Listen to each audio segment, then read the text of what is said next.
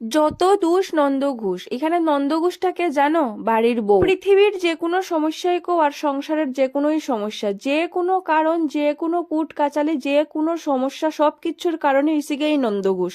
এই নন্দ ঘোষের উপরেই কিন্তু সবসময় দোষ আইয়া পড়ে। তুমি যতই চাটাচাটি করো, তুমি যতই নির্দোষ হও, দোষ কিন্তু তোমারই থাকবো। নন্দ ঘোষও কিন্তু অনেক বাঁচার চেষ্টা করছে, কিন্তু পারছে না। সব দোষই কিন্তু নন্দ ঘোষের উপরে আইয়া পড়ছে। ঠিক তেমনি তুমি যত ভালোই বউ হও না কিল্লিগা, সব দোষ কিন্তু তোমার উপরেই আইয়া পড়বো। বাড়ির ছেলে যদি বাড়ির বড়রার কথা শুনে না, এর কারণ ওখানে জানি না বউর উপরে ইয়া পড়বো। কারণ কিতা, বউয়ে যুক্তি দিছে, এর লিগেই বাড়ির কেউর কথা শুনেন না।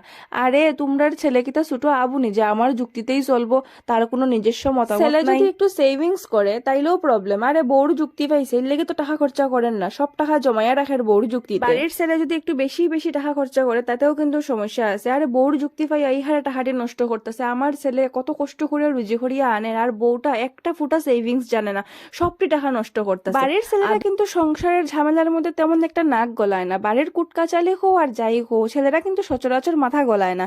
তারপরে অনেক কিছু শুনতে শুনতে যদিও এক দুইটা কথা কোয়ার সাহস পাইলো, তারপরেও অনেক কিছু শুনতে লাগে। বউর শিকানি কথাই কইতাছে, বউয়ে শিখাইছে, এর লিগেই তো আমার ছেলে মুখ খুলছে। কিতার লেগে আমরা কিতা বিনা পয়সার মাস্টার নি আপনারা ছেলেরা শিখাইবার লেগা বইছি? যদি বিনা পয়সার মাস্টারই যদি হইতাম, তাহলে তো টাকা দিয়ে রাখলে ভালো আসলো, ভালো একটা ইনকাম হয়ে যেত। নিজের ছেলেই যে সবসময় সঠিক থাকবো তেমন কোনো কথা না, আর পরের বাড়ির মাইয়াগো থেকেই যে বউ খারাপ থাকবো এমনও কোনো কথা না। সবকিছু যেমন তেমন। আমার পটল সুন্দরী রেসিপিটা কেমন হয়েছে অবশ্যই কিন্তু কমেন্ট করিয়া জানাইও।